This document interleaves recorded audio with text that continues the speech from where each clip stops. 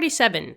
The enthalpy of vaporization of CO2 liquid is 9.8 kilojoules per mole. Would you expect the enthalpy of vaporization of CS2 liquid to be 28 kilojoules per mole, 9.8 kilojoules per mole, or negative 8.4 kilojoules per mole? And discuss the plausibility of each of these answers.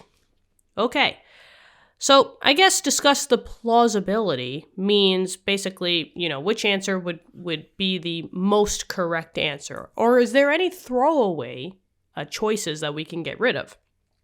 Now, the first thing here is just know that the enthalpy of vaporization, now vaporization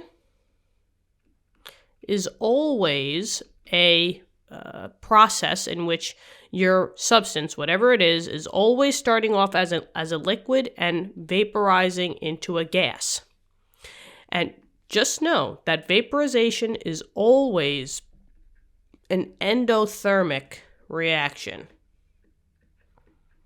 So, if this is always an endothermic reaction, if this is always absorbing heat, the system is always absorbing heat, that means that my delta H, the enthalpy, which is delta H, right?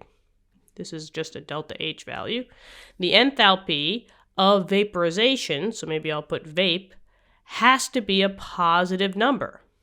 So the first thing that I see is the negative 8.4, and we could say bye-bye to this because this is telling us that this is exothermic. Negative values are exothermic, and that is not vaporization. So this one, the plausibility is not that great. It is implausible. Implausible, I say, not vaporization. Okay. So we could cross that one off the list. So now we're down to 2. Would the enthalpy of vaporization of CS2 be 28 or 9.8 as opposed to the CO2? Now, in this case, we have CO2, liquid, going into CO2 gas because that's what vaporization is. And they're saying that the delta H for this is 9.8 kilojoules per mole. If we discuss the next substance, CS2, liquid going into CS2 gas, what is that enthalpy of vaporization? Would it be the same exact number, 9.8, or would it be a higher number? Well, in order to answer this, probably let's just do a quick Lewis structure. Now, we don't really have to do a Lewis structure here, but it's pretty good to just see what's up. So pause the video if you want to try to attempt to draw the Lewis structures here. There's many videos on the channel just teaching you how to draw a Lewis structure. So this will be the quickened version. So let's just see if your answer matches mine. So for CO2, we have a carbon in the middle, double bond with the oxygens. And the oxygens have the 2 lone pairs on either side. And then the same thing for the CS2. It's just a carbon in the middle, double bond to the S's. So it's a very similar compound, but just one has the oxygens and one has the sulfurs. So as far as the intermolecular forces, this CO2 is nonpolar. Right? It's symmetrical right down the middle. One oxygen on one side, one oxygen on the other, no lone pairs in the middle. And the same thing here. So these are both nonpolar molecules. There's no difference in polarity here. So the only thing that they would have is they would have dispersion forces. Dispersion, dispersion. Now, when you have a set of molecules that are nonpolar, the difference in delta H vaporization is the molar mass. So I'll say if you have same nonpolar molecules, so maybe I'll preface this by saying these are for nonpolar molecules. The high delta H vaporization comes from the increase in the molar mass. So chances are now we're figuring it out that we just have to find the molar mass.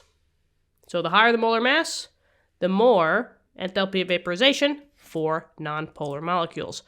So if I just look on the periodic table for carbon and oxygen, carbon is, I'm just going to round here. Carbon is 12 plus 2 oxygens, and each oxygen is 16. So 32 plus 12 is 44 grams per mole. Let's see what's going on down here. We still have the 12 plus 2 sulfurs. On the periodic table, sulfur, I'm just going to round, is 32. So 32 times 32 is 64. 64 plus 12, what's that, 76 grams per mole. So clearly, which one wins? This has the higher molar mass, which means that it should have the higher delta H vaporization. So out of 28 and 9.8, if CO2 is 9.8, what do you think this one should be? You got it, 28. 28 kilojoules per mole, and that is the answer. So the 9.8's out because they're not the same molar mass. If they were the same molar mass and they were both nonpolar, 9.8 would be the answer. And the negative 8.4 gets thrown away because that's exothermic and vaporization is always endothermic, positive values. And that's it. Okay, I hope this helped. Thank you so much for viewing the video. If you wouldn't mind, please subscribe to the channel if you haven't already. Thank you so much for being part of this community. I love reading all you guys' comments, in the comment section below for all the videos. We do look through each one of them. Thank you so much, for everything thus far in this journey. And I'm so glad that you guys are learning from these videos. Let's keep learning, always keep learning, and I'll talk to you soon. Bye-bye.